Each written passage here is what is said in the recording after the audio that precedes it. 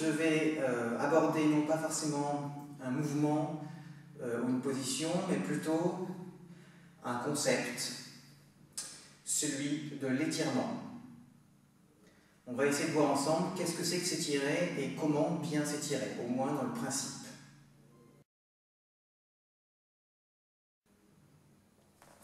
Alors pour ça, je vais commencer par dessiner. Donc ce qu'il faut comprendre en fait, ça paraît bizarre, mais c'est que s'étirer, c'est appliquer une tension entre deux points.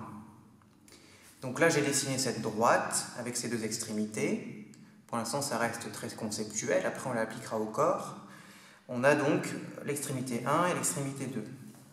Pour étirer cette droite, il n'y a pas 36 solutions. Soit je maintiens 1 fixe et je tire 2 dans le sens opposé.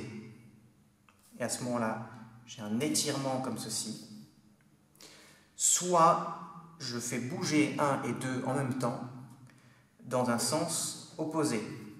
Et à ce moment-là, j'ai un étirement bidirectionnel. Mais si je fais bouger ni 1 ni 2, évidemment, il ne se passe rien. Ça paraît facile à comprendre. Par contre, si je fais bouger à la fois 1 et 2 dans le même sens, là non plus, il n'y a pas d'étirement. Il y a un mouvement, mais il n'y a pas d'étirement. S'étirer, c'est appliquer une tension, une opposition entre deux points. Donc soit en maintenant un fixe et en tirant l'autre, soit carrément en tirant les deux, dans le sens opposé à chaque fois. Ça, c'est très très important à comprendre. Donc, je récapitule. Pour étirer une droite, il faut soit maintenir une des extrémités, donc le 1 par exemple fixe, et je tire le 2 dans le sens opposé, là je vais avoir un étirement, soit je tire carrément 1 et 2 dans le sens opposé, là je vais avoir un étirement bidirectionnel. Mais dans ce cas ici où je ne fais rien, évidemment il n'y a pas d'étirement, et dans le cas où je tire les deux dans le même sens, 1 et 2, il n'y a pas d'étirement non plus. Il y a un mouvement, effectivement, il y a une translation, mais il n'y a pas d'étirement. Il n'y a pas d'opposition. Alors, pour vraiment bien comprendre avant de passer au corps, on va aussi voir ça avec un élastique. Donc, imaginons que ça, justement, c'est une jambe qu'on souhaite étirer. Donc, voilà la jambe neutre. Soit je tiens un bout de la jambe fixe et je tire l'autre vers le bas, par exemple. Là, effectivement, il y a étirement. Et je reviens. Soit je tire les deux dans le sens opposé, vers le haut et vers le bas. Et là, il y a étirement aussi. Je reviens. Par contre, si je ne fais rien, évidemment, il n'y a pas d'étirement. Mais si je fais bouger les deux dans le même sens, mon élastique, il descend ou il monte. Mais il ne s'étire pas. Ça, c'est vraiment très important à comprendre comme concept. Voilà, j'ai deux accroches, soit je les tire dans le sens opposé, soit j'en tiens une fixe et je tire l'autre. Mais par contre, si je bouge les deux dans le même sens, il n'y a pas d'étirement. Donc maintenant, on va essayer d'appliquer ça au corps. Alors, il y a une quantité infinie d'étirements, mais on va essayer d'en voir quelques-uns en appliquant ce principe d'opposition pour bien comprendre ce que c'est que s'étirer. Alors, je vais essayer de commencer par l'étirement où on a les jambes tendues et la tête vers le sol, avec le buste, donc comme ça relâché. Donc, même principe qu'avec l'élastique ou avec la droite. Là, je fais rien, je ne ressens pas d'étirement, quasiment pas. Pour ressentir un étirement, donc là, ce qu'on va chercher à étirer, déjà, voilà, première question, c'est se poser la question, qu'est-ce qu'on veut étirer ? Là, dans cet étirement-là, en fait, on cherche à étirer tout ce qu'on appelle la chaîne postérieure, c'est-à-dire les talons, l'arrière des jambes, les fesses, et évidemment, après aussi, l'arrière, donc, du haut du corps, le buste, etc. Ici, on en fait un double étirement. Donc, on se rappelle le principe pour étirement et opposition. Donc, du coup, si je parle uniquement des jambes, pour étirer la chaîne postérieure des jambes, il va falloir que je pousse mon talon dans le sol. Ça, c'est la première accroche. Donc, sens vers le sol. Et la deuxième accroche, c'est ce qu'on appelle les ischions. Donc, c'est ici, là, au niveau des fesses. Eux, il faut que je les pousse vers le ciel. Et c'est ce mouvement d'opposition, de direction différente, opposée, qui va pouvoir permettre l'étirement de la jambe. Puisque, on se rappelle, hein, si je fais rien, il n'y a pas d'étirement. Si je veux qu'il y ait étirement, il faut que je fasse une opposition. Alors on pourrait avoir la version où on a juste une seule accroche dans une direction. Je pourrais éventuellement juste pousser mon talon vers le sol sans rien faire au niveau des fesses. Voilà, c'est presque nul aussi, hein, je ne ressens pas grand-chose. Si je veux vraiment avoir l'étirement maximal, il faut qu'il y ait deux directions opposées. Donc le talon vers le sol et l'ischion vers le ciel. Donc évidemment, là, les jambes tendues.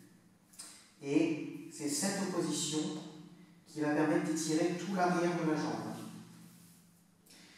Donc ça, c'était pour la partie jambe. Mais dans cette position, dans cet étirement-là, on peut aussi étirer le haut du corps, finalement. Puisque là aussi, on peut trouver deux directions opposées. On a toujours donc le niveau du bassin, c'est tiré vers le ciel. Par contre, le haut du corps, lui, il faut essayer de le relâcher au maximum. Parce que la tête a beaucoup de poids. Hein. Le haut du corps aussi, ça pèse. Donc là, on va juste soumettre cette partie du corps à la gravité. Et donc, on a cette direction finalement vers le sol qui permet l'étirement. La tête est attirée spontanément vers le sol par la gravité, mais je pousse le bassin vers le haut. Et donc là aussi, j'ai une non-opposition qui permet d'étirer le haut du corps.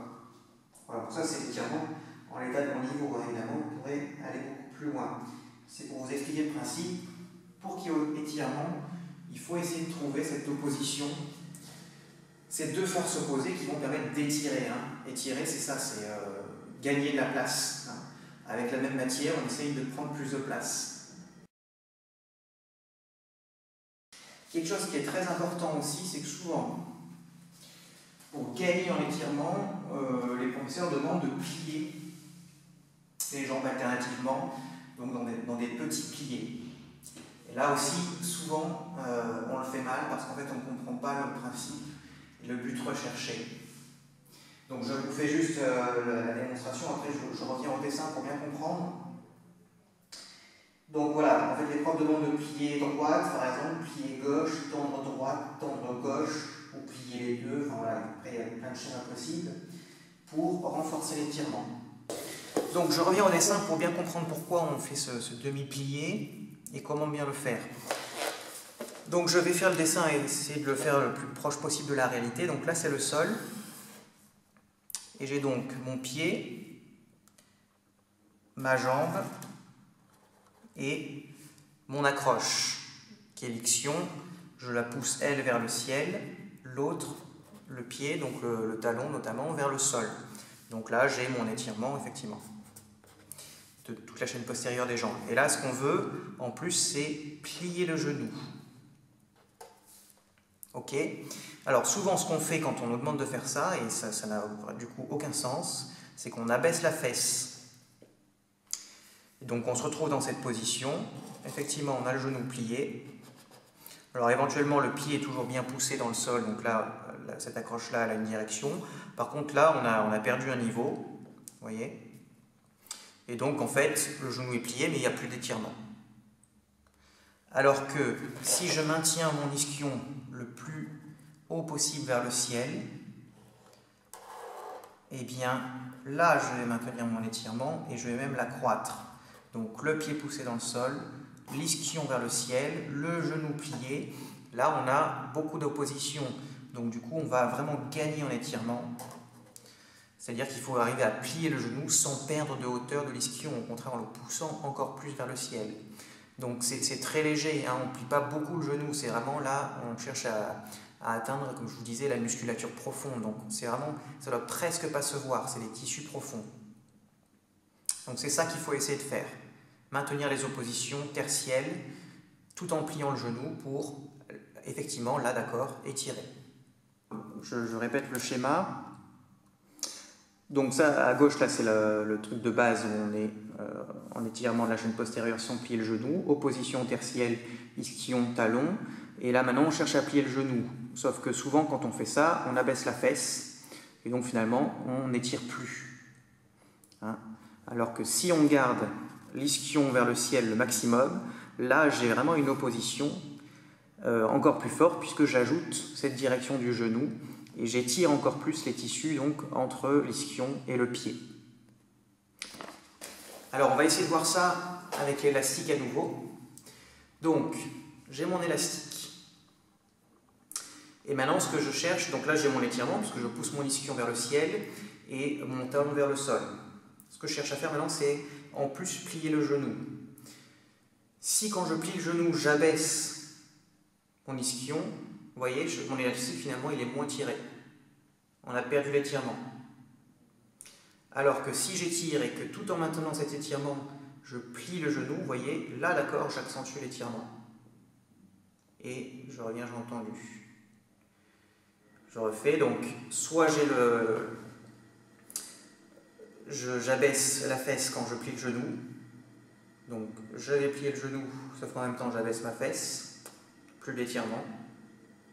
Soit j'ai l'étirement et tout en maintenant la direction tertielle, opposée, je plie mon genou. Là j'accentue l'étirement.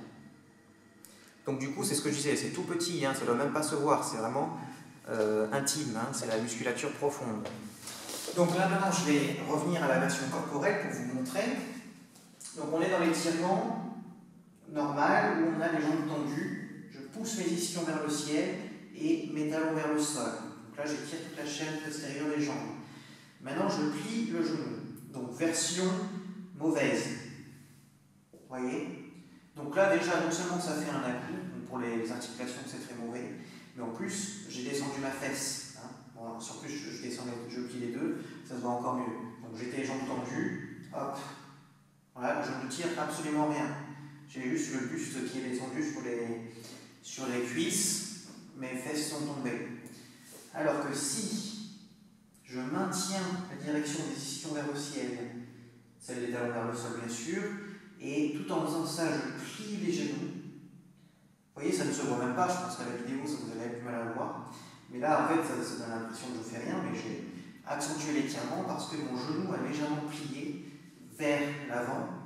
Et donc, ça tire encore plus la chaîne postérieure du pied à l'ischion. Vous voyez, je n'ai pas perdu en hauteur de l'ischion, bien au contraire, je le pousse encore plus. Donc, je ne peux pas aller très loin. Hein, c'est vraiment minime.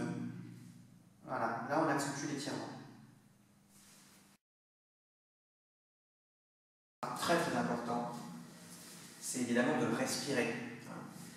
Il y a peut-être 80% de l'étirement qui est permis grâce à l'aspiration. Il faut envoyer de l'air, puisque comme je vous disais, s'étirer, on a la même matière, même quantité de tendons, de muscles, etc. Et on veut que tout ça se dilate, prenne plus de place.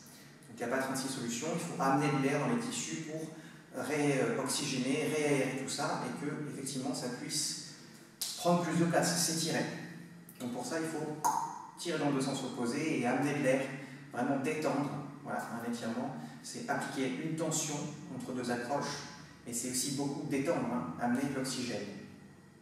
Donc pensez vraiment à respirer. Et la respiration, c'est pas une respiration forte, genre ça sert à rien du tout, c'est vraiment, au contraire, là ce qu'on essaie de faire, c'est d'accéder à la musculature profonde, les tendons et les muscles profonds. Donc il faut vraiment au contraire être dans la respiration très très fine. Hein. C'est une respiration très très très très profonde, hein, par le ventre. Et on envoie de l'air comme ça dans les tissus. Donc ça c'est très important, c'est souvent pas expliqué par les profs. Donc voilà, moi j'ai la chance d'avoir des profs qui m'ont vraiment bien fait comprendre ce que c'était qu'un étirement. C'est cette opposition entre deux points d'accroche. Et c'est surtout mettre donc, de l'air, hein, étirer, c'est ça, c'est détendre, amener de l'air par la respiration. Donc, vraiment, ne figez pas la respiration, au contraire, lâchez. Et notamment, ce qu'il faut, c'est lâcher tout ce qui est superficiel, pouvoir accéder à la musculature et aux tendons profonds. Donc, tous les muscles superficiels, donc là, il faut vraiment apprendre à les relâcher pour permettre cette détente profonde. Voilà, donc il y aurait plein d'autres étirements qu'on pourrait aborder, mais l'objectif c'était pas de faire un catalogue des étirements, c'était plutôt de comprendre ce que c'est que s'étirer. Donc j'espère que cette vidéo vous a été utile et il y en aura sans doute d'autres sur les étirements pour voir éventuellement après plusieurs figures d'étirements, les fentes, etc. Tout ça ce sont des étirements, mais le principe est le même, de maintenir une opposition entre les deux accroches et de respirer et de se détendre.